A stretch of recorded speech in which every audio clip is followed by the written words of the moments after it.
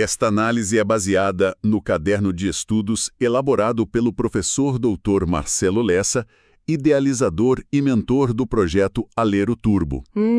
Hoje, a gente mergulha no caderno 19, que é focado na Lei Complementar 872 de 2020 de Rondônia. Uma lei importantíssima. E a nossa missão aqui é destrinchar os pontos essenciais, disposições preliminares, provimento, vacância e estágio probatório. E, claro, ficar de olho naquelas cascas de banana que a banca FGV adora preparar. Exatamente. E é ótimo começar por aí, porque essa lei não é só, um monte de regras. É basicamente um manual de instruções da carreira do servidor. Totalmente. A FGV sabe disso. Ela sabe que o candidato que domina esses detalhes não só passa, mas já entra no serviço público muito mais preparado. E é aí que ela separa quem só decorou de quem de fato entendeu a lógica da coisa. Perfeito. Então vamos organizar o pensamento. Estamos na disciplina de Legislação Específica do concurso para analista legislativo da Alero. Certo. Essa lei, a 872, é o novo Estatuto dos Servidores. E o professor Lessa, no material, começa pelo básico do básico, né? O que é servidor público e o que é cargo público. Isso. Servidor é a pessoa que foi legalmente investida no cargo. E o cargo é essa unidade de competências que tem que ser criada por lei, ter um nome e, claro, pagamento pelos cofres públicos. Parece simples, né? Parece. Mas olha, se eu fosse da banca, a primeira armadilha já estaria aí. Ah, é? Com certeza. A definição de cargo público tem, 3 pilares essenciais. Tem que ser criado por lei, ter denominação própria e ser pago com dinheiro público. A FGV pode muito bem criar um cenário e tirar um desses elementos. Tipo uma função criada por portaria, por exemplo? Exatamente. Uma função criada por um ato administrativo, não por lei. E aí a questão pergunta, isso constitui um cargo público? Muita gente na correria da prova vai dizer que sim. E a resposta é um sonoro não. É um não. É aquele detalhe que define se a pessoa acerta ou erra a questão. Entendi. A base tem que estar muito, muito sólida.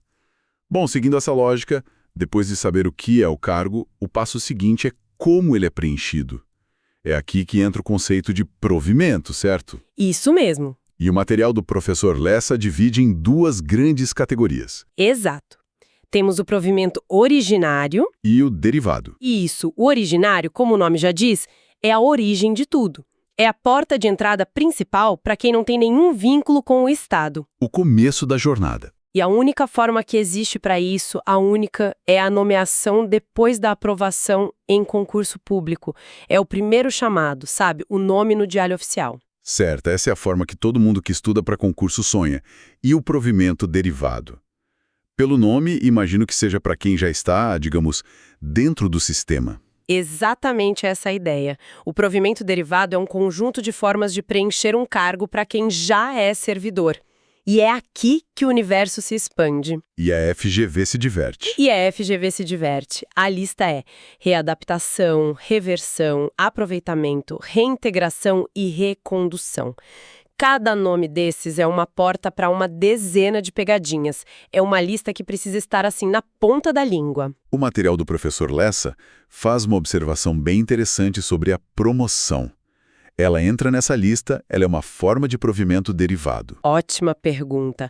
A promoção é um caso um pouco à parte e o material aponta isso com muita precisão. Tecnicamente, quando alguém é promovido, o cargo antigo fica vago e a pessoa provê um novo cargo. Então, sim, ela gera vacância e provimento. Mas a doutrina e as bancas como a FGV enxergam a promoção mais como um desenvolvimento na carreira, uma progressão natural. Menos como uma forma de provimento derivado clássica. É um ponto sutil perfeito para uma questão mais teórica. Ok, então vamos seguir a trilha do candidato aprovado. Tudo começa com a nomeação. O nome saiu no Diário Oficial. E agora? O que acontece? Agora começa a corrida contra o tempo. O primeiro prazo é o da posse, que é o ato em que a pessoa aceita formalmente as atribuições do cargo. E o prazo é de 30 dias. 30 dias, contados da nomeação. E o material destaca um ponto importante. Esse prazo pode ser prorrogado por mais 30 se tiver um motivo justificado. Certo. Depois da posse, vem o exercício, que é quando o trabalho começa de verdade. E para isso, o prazo é mais curto, 15 dias a contar da data da posse. Ok, 30 dias para posse, 15 para o exercício, os números parecem fáceis de decorar. Onde é que mora o perigo aqui? O que a FGV costuma explorar? O perigo não está tanto nos números, mas nas consequências. A banca adora criar um cenário em que o candidato não cumpre um desses prazos e perguntar, e aí, o que acontece? Entendi. Imagina o João. Ele foi nomeado, mas sei lá, por um problema pessoal não conseguiu tomar posse nos 30 dias e também não pediu prorrogação. A alternativa A da prova vai dizer, João será exonerado. Parece lógico, né? Mas tá errado. E por que tá errado? Se ele não apareceu, ele não perdeu o cargo. A ação dele será tornado sem efeito. Tornado sem efeito. Pensa assim, a exoneração só pode acontecer com quem já tem um vínculo com a administração. E esse vínculo só é criado com a posse. Se ele nunca tomou posse, ele nunca foi servidor. A nomeação foi só um chamado que não se concretizou. Agora faz todo sentido. A posse é o que formaliza o casamento. Sem ela, não dá para ter divórcio, que seria, no caso, a exoneração. Exatamente, a analogia é perfeita. Agora vamos para a segunda armadilha. A Maria foi nomeada, tomou posse dentro do prazo, comemorou com a família, mas se esqueceu de entrar em exercício nos 15 dias seguintes. E agora? Agora a história é outra. Como ela já tomou posse, o vínculo existe. Nesse caso, a consequência é a exoneração. Entendi. A FGV vai misturar esses dois cenários e trocar os termos. É batata. Tornado sem efeito para quem não tomou posse, exoneração para quem tomou posse, mas não entrou em exercício. O ponto-chave é a investidura no cargo ocorre com a posse, não com o exercício. Esse é o detalhe de R$1 milhão. Fantástico. Passada essa fase de risco, o servidor finalmente começa a trabalhar e entra no estágio probatório. São 3 anos de avaliação, certo? 3 anos. O material lista 5 fatores: assiduidade, disciplina, capacidade de iniciativa, produtividade e responsabilidade. Ao final, sendo aprovado, vem a tão sonhada estabilidade. Isso, e um ponto que sempre gera dúvida, e que o professor Lessa aborda, é se o servidor em estágio probatório pode assumir um cargo em comissão, uma função de chefia, por exemplo. E pode? Pode. A resposta é sim.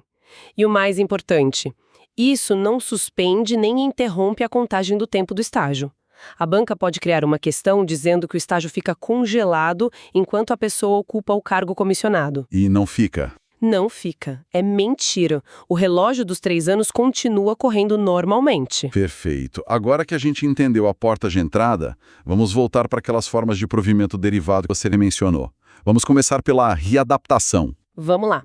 A readaptação acontece quando o servidor sofre uma limitação na sua capacidade física ou mental. Ele não consegue mais exercer as funções do cargo original dele, então a administração o readapta em outro cargo. Um cargo com atribuições compatíveis com essa nova condição dele. Exatamente. Atribuições e responsabilidades compatíveis. O ponto que sempre gera um debate aqui é o salário. Se ele for para um cargo cujas atribuições são, digamos, mais simples, e o vencimento previsto em lei for menor, o salário dele diminui. Manter a remuneração antiga não criaria uma distorção com os colegas? Essa é a pergunta que a FGV quer que o candidato se faça para induzi-lo ao erro. A sua lógica sobre a distorção é super compreensível no mundo real, mas no mundo do direito administrativo, a regra é clara e protege o servidor. A remuneração é mantida. Então não tem redução. A lei proíbe a redução. O servidor não pode ser penalizado financeiramente por uma condição de saúde que ele não escolheu ter. É o princípio da irredutibilidade de vencimentos falando mais alto. A banca vai criar um cenário exatamente como você descreveu, e a resposta correta vai ser sempre: a remuneração é garantida. Entendido. A proteção ao servidor prevalece. A próxima da lista é a reversão. Essa é fascinante. Quer dizer que um servidor aposentado pode simplesmente decidir voltar a trabalhar? Não deve ser tão simples assim. Não mesmo. Não é tão simples. A reversão é o retorno do aposentado. Existem 2 modalidades principais. A primeira é quando o motivo da aposentadoria por invalidez deixa de existir. Sei. Uma junta médica oficial diz que a pessoa está apta de novo, então ela tem que voltar. A segunda, que é a que mais cai em prova, é a reversão no interesse da administração. E para essa, aí sim, existe um checklist bem rigoroso que a FGV adora desmembrar em alternativas. E qual seria esse checklist? Bom, primeiro, a aposentadoria tem que ter sido voluntária. Se foi compulsória, por idade, já não pode. Segundo, o servidor tinha que ser estável quando se aposentou. Terceiro, o cargo precisa estar vago. E, o mais importante e mais cobrado, o aposentado tem que ter menos de 70 anos na data da reversão. Menos de 70. Isso. A FGV pode trocar a idade, pode dizer que a aposentadoria podia ser compulsória ou que não precisa de vaga. Qualquer item fora do lugar invalida a reversão. Ok, o diabo mora nos detalhes. Agora, temos um par que parece muito confuso para muita gente. Reintegração e recondução. Eles não só parecem, eles estão totalmente conectados. A reintegração é o retorno daquele servidor que foi demitido ilegalmente. Por uma decisão judicial, por exemplo. Exato. Judicial ou da própria administração que anula o ato de demissão. É como se a demissão nunca tivesse existido. Por isso, ele tem direito a receber todos os vencimentos e vantagens que deixou de ganhar. Agora imagina a cena. Certo. A servidora Ana foi demitida. Anos depois, a justiça anula a demissão. Quando ela volta, o cargo dela está ocupado pelo Pedro, que é um servidor estável e não tem nada a ver com a história. O que acontece com Pedro? Ele perde o cargo, é exonerado. Não. Como ele é estável, ele tem o direito de ser reconduzido ao seu cargo de origem, aquele que ele ocupava antes de ir para o cargo da Ana. Essa é a dança das cadeiras que a FGV ama. A reintegração da Ana causa a recondução do Pedro, e se o cargo do Pedro não existir mais, ele vai ser aproveitado em outro. Se não tiver nenhum cargo compatível, aí, em último caso, ele é colocado em disponibilidade. É uma cascata de consequências. Um cenário perfeito para uma questão bem complexa. Perfeito. Então, todas essas movimentações, reintegração, readaptação, implicam que alguém está deixando um cargo para ocupar outro. Isso me leva ao conceito oposto do provimento, que é a vacância, né? Quando exatamente um cargo fica vago. Perfeita conexão. A vacância é exatamente isso, o ato de o cargo ficar vago. O material lista as causas: exoneração, demissão, aposentadoria, posse em outro cargo inacumulável e falecimento. E como a gente viu, a promoção e a readaptação também geram a vacância do cargo anterior. Exatamente. E aqui temos outra dupla que causa uma confusão enorme: exoneração e demissão.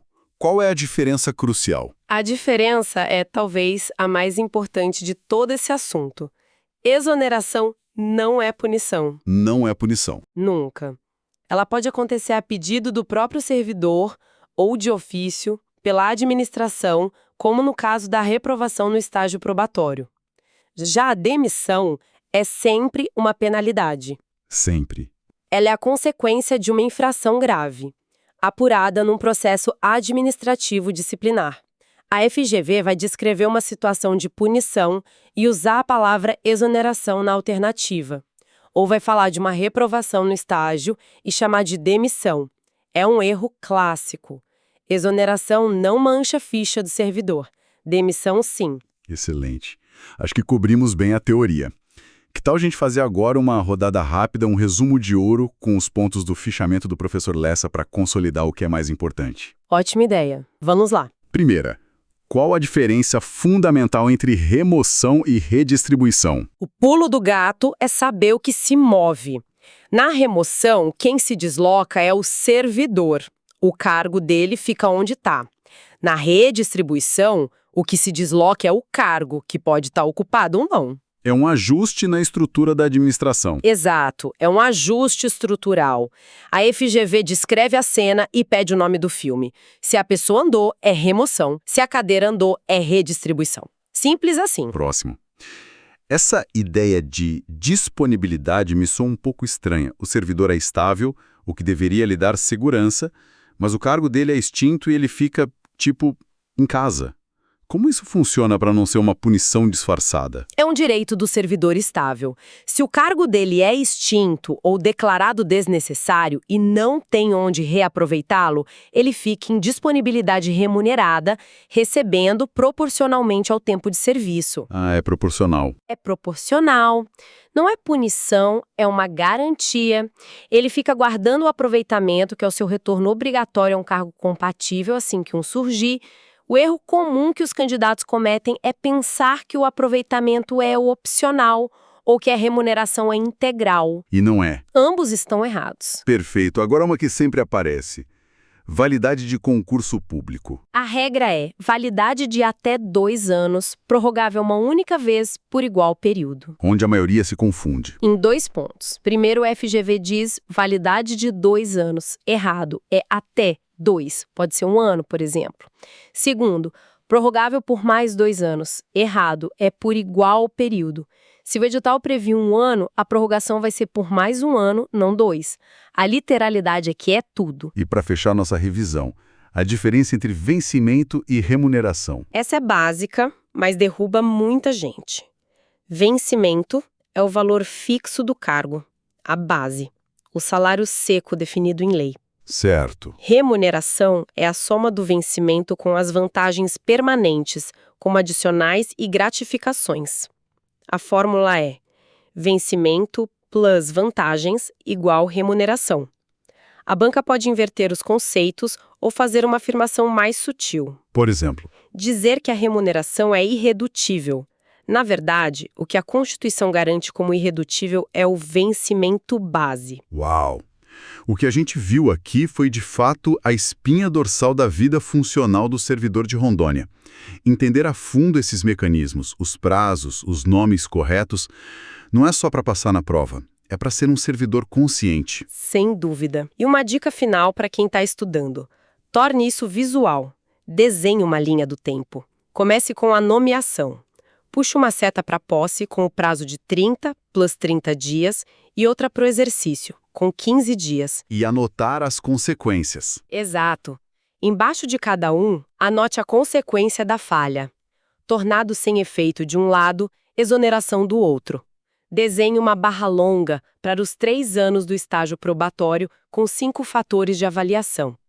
Para as formas de provimento, faça um mapa mental. Reintegração, seta, demissão ilegal. Isso. Readaptação. Seta, limitação física mental. O cérebro memoriza imagens com muito mais facilidade do que texto puro. Para encerrar, trazemos uma mensagem do próprio professor Marcelo Lessa, que serve como uma reflexão para a futura carreira de quem nos ouve. O regime jurídico é o contrato que você assinará com a sociedade. Ele garante seus direitos, mas exige seus deveres. Entender essas regras é o primeiro passo para uma carreira segura e produtiva. Que sua investidura no cargo seja o início de uma jornada de serviço feito de todo o coração. Uma bela mensagem. Sempre de consultar o material original do professor Dr. Marcelo Lessa para um estudo completo. O conhecimento detalhado dessas regras não apenas garante pontos na prova, mas também constrói a base para um serviço público de excelência. É o manual de instruções da carreira que está prestes a começar. E fica uma reflexão para quem nos ouve. Depois de dominar todas as regras de entrada, permanência e saída, qual regra de conduta ou dever funcional, já no exercício do cargo, representará o maior desafio para ser cumprido de todo o coração? Como sugere a reflexão final?